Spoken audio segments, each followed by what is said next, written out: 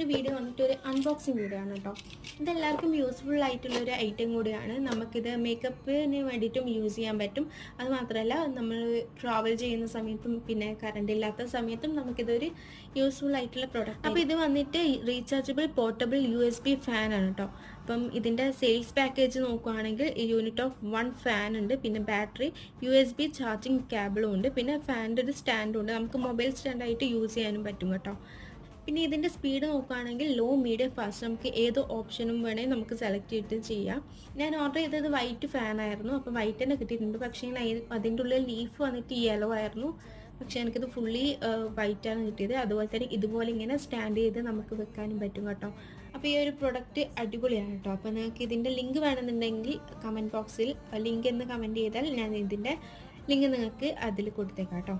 അപ്പോൾ നിങ്ങൾക്ക് ഈ വീഡിയോ ഇഷ്ടമായിട്ടുണ്ടെങ്കിൽ ലൈക്ക്, ഷെയർ, സബ്സ്ക്രൈബ്. ബൈ.